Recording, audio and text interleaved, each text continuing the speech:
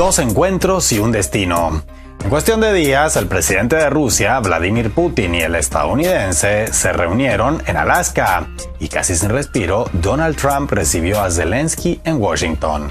Un par de encuentros clave tanto a la hora de hallar una salida al conflicto ruso-ucraniano como a la de evaluar y en su caso reconducir varios aspectos de la geopolítica global. Y como ambos sucesos no se entienden del todo bien por separado, en los siguientes minutos los analizaremos en conjunto. Ahí les va.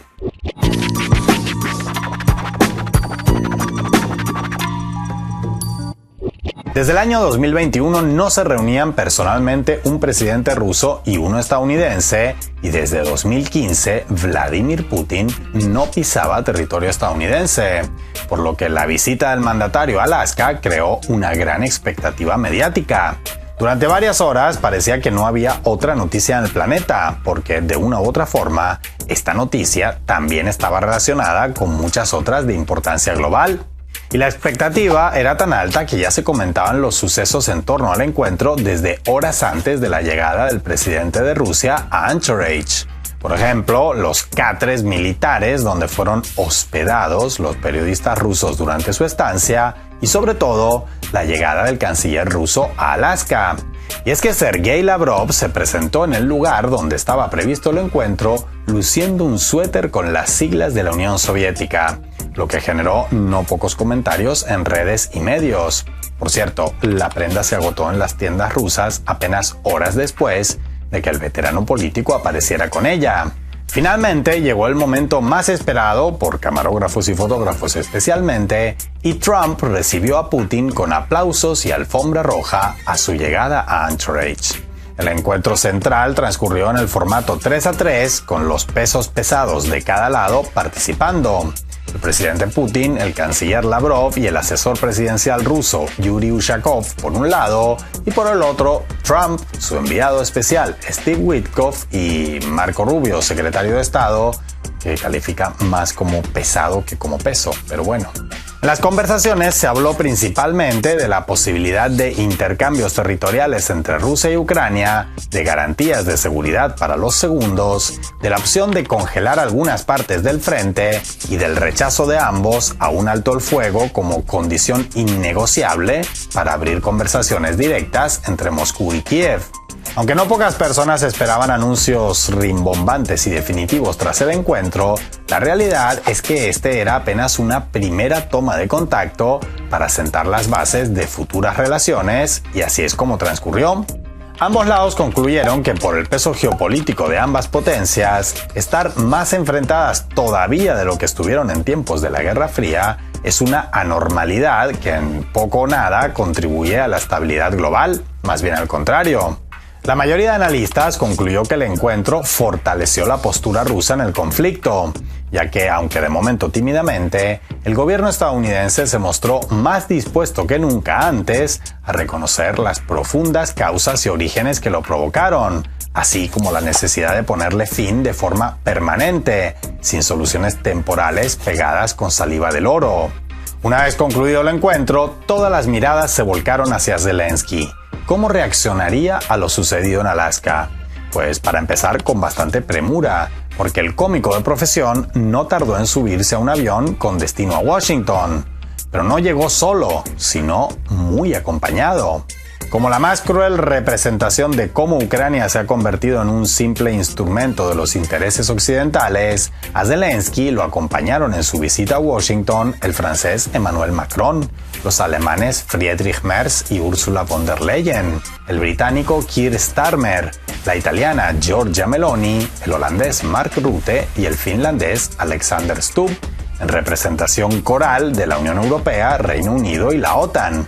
La llegada de esa delegación de no está claro si en calidad de coach motivacionales, custodios o acreedores de Zelensky alborotó las redes, en especial las imágenes una vez reunidos con Trump, que muchos vieron, no sin razón, como la de un grupo de estudiantes de primaria llamados a capítulo al despacho del director. Si Lavrov provocó comentarios por llegar a Alaska con un suéter con las siglas de la Unión Soviética, el outfit de Zelensky también causó sensación, pero por motivos diametralmente opuestos. El exmandatario, que autoprolongó su periodo presidencial sin pasar por las urnas, se presentó con un sobrio traje negro, lo que muchos interpretaron como una enmienda a su visita anterior, cuando en la Casa Blanca le reprocharon que hubiera aparecido con su clásico atuendo de militar que no ha pegado un tiro en su vida. No fue esta la única señal de que Zelensky buscaba evitar repetir los errores de su anterior encuentro con Trump en la Casa Blanca, en el que discutieron amargamente y el invitado salió vapuleado por los huéspedes, asunto al que dedicamos un completo video en su momento. En esta ocasión, haciendo gala de su capacidad para la actuación y para la comedia involuntaria para más señas, el visitante batió el récord de agradecimientos por minuto al presidente estadounidense, con una marca de un gracias a Trump cada 25 segundos en promedio. Un impresionante récord, hasta ahora en manos del secretario general de la OTAN, que rompió todos los salamerómetros y jalabolómetros del mercado cuando lo llamó Daddy. Pese a todo su esfuerzo de contención, hubo un momento en que Zelensky casi sale de su papel de elegante agradecido y en medio de su monólogo sobre lo que considera las prioridades de Ucrania, ignoró los intentos de Trump de cambiar de tema hasta que se dio cuenta de que podía volver a enfurecer a su anfitrión y cerró el tema de forma abrupta. Todo este alarde de tratar de resultar agradecido y sumiso no evitó, o por el contrario tal vez hasta provocó, que el presidente estadounidense le hiciera algo de bullying en un par de momentos. Por ejemplo, colgando en la sala donde se reunieron un mapa gigante con la situación en el frente, como para recordarle la realidad bélica y resaltarle que no puede ignorarla a la hora de poner condiciones o negociar el final del conflicto. O cuando bromeó con que, ya que Zelensky dice que no puede hacer elecciones porque hay guerra, en 3 años y medio él se buscará una guerra también para poder seguir en la Casa Blanca sin pasar por las urnas. Como ven, es difícil sacar conclusiones de este par de encuentros sin antes compararlos entre sí, pero situando uno al lado de otro, estas surgen prácticamente solas. Mientras en Alaska se trataron los temas en profundidad, a pesar de las diferencias, varias de ellas grandes y en temas clave, en Washington hubo más escenografía que abordaje serio de las estrategias a seguir. Mientras en Alaska Moscú demostró que tiene elementos de sobra para negociar desde una posición cómoda, en Washington los invitados de turno tuvieron que juntar a casi una decena de líderes para tratar de mostrar algo de peso geopolítico. Mientras en Alaska el trato fue franco y respetuoso, en Washington estuvo lleno de simulaciones, indirectas ácidas y condescendencias y sumisiones repartidas asimétricamente. Mientras en Alaska Rusia se representó a sí misma, en Washington Ucrania fue más representada por la Unión Europea que por sí misma, aunque en el fondo Bruselas ya ni es capaz de representarse a sí misma.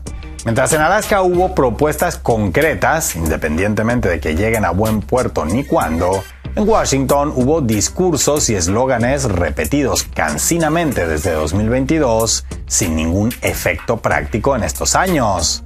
En otras palabras, mientras en Alaska se habló fundamentalmente de realidades, en Washington las fantasías trataron de seguir marcando la agenda. Y tarde o temprano, las primeras siempre terminan imponiéndose a las segundas.